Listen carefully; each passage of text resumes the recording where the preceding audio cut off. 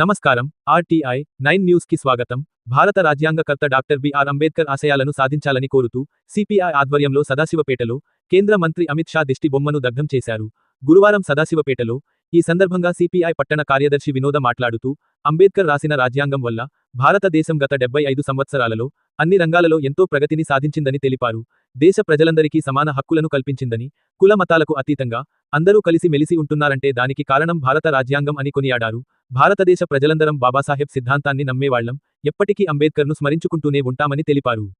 ఇట్టి కార్యక్రమంలో తాజోద్దీన్, షఫీ అహ్మద్, శంకరమ్మ, ముస్తఫా, జ్యోతి, వెంకట్ గౌడ్ తదితరులు పాల్గొన్నారు. RTI 9 news reporter Sangareddy division incharge Manne Mallesham. Amit Shah केंद्र मंत्री अमित शाह राजीनामा చేయాలి. కేంద్ర మంత్రి అమిత్ షా రాజీనామా చేయాలి. పార్లమెంటులో బాబాసాహెబ్ అంబేద్కర్ ను అవమానించిన అమిత్ షా రాజీనామా చేయాలి. కేంద్ర మంత్రి అమిత్ షా రాజీనామా చేయాలి. జిందాబాద్ సిపిఐ, జిందాబాద్ సిపిఐ. జరిగిన పార్లమెంటు అక్కడ డాక్టర్ అంబేద్కర్ని అమిత్ షా వ్యతిరేకించింది, అవమానపరిచింది. కాబట్టి ఆమెను వెంటనే రాజీనామా చేయాలని చెప్పేసి కోరుతున్నాము. ఎందుకంటే డాక్టర్ బిఆర్ అంబేద్కర్ చేయడం వల్లనే ఆయన నిరుపేద కుటుంబంలో పుట్టి సిపిఐ ఆధ్వర్యంలో కేంద్ర మంత్రి అమిత్ షా గారి దిష్టి బొమ్మను దగ్ధం చేయడం జరిగింది.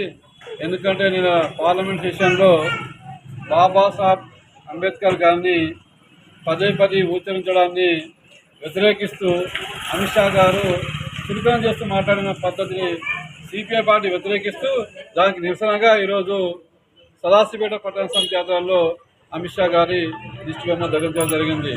అయితే గతంలో కూడా మనము బీజేపీ ఆర్ఎస్ఎస్ సిద్ధాంతం ఏంటంటే నిజంగా మన అప్కి బార్ 400 ఎదుగుతారంటే మనకు అర్థమవుతుంది. నిజంగా అప్కి బార్ 400 వస్తే ఈ భారత రాజ్యాంగాన్ని మొత్తం మార్చేసి మనవత రాజ్యాంగాన్ని, వాళ్ళకు అనుకూలమైన రాజ్యాన్ని, మత రాజ్యాన్ని తీసుకోవడానికి ఒక ప్రయత్నం జరుగుతుందని చెప్పేసి మనం భావించాము. అక్షరాల నిన్న అమిత్ షా అంటే పార్లమెంట్ సాక్షి అమిత్ షా గారు అంబేద్కర్ గారిని అవమానించిన తీరు నిజంగా ఆ తీరు మేము ఖండిస్తూ ఉన్నాం. మరి వాస్తవం చెప్పాలంటే అసలు ఆర్ఎస్ఎస్ బీజేపీ దేశాన్ని ఒక మనవాద రాజ్యాంగ, ఒక సెక్యులర్ దేశాన్ని పక్కన పెట్టేసి ఒక హిందూ రాజ్యాంగ, ఒక రాజుల కాని రాజ్యాంగ తీర్చిదిద్దాలని చెప్పేసి వాళ్ళ ఎప్పటి నుంచి వాళ్ళ మదిలో ఉంది.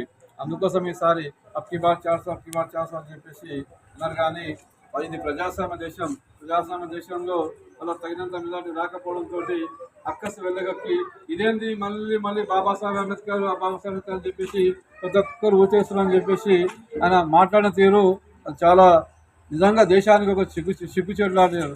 ఈ దేశానికి రాజ్యాంగాన్ని అందించిన ఒక బాబాసాహెబ్ అంబేద్కర్ ఆదర్శాలను, ఆయన రాసిన కాన్స్టిట్యూషన్ కానీ రాజ్యాంగ పరిధిలో ఈరోజు పేదలు కానీ, రోజులు కానీ, ఈరోజు బీసీలు కానీ ఈరోజు తలెత్తుకొని జీవిస్తుందంటే మన రాజ్యాంగం పుణ్యమే. మరి అంతటి మహానుభావుని కించపరిచే విధంగా అమిత్ షా అయితే మాట్లాడాడు.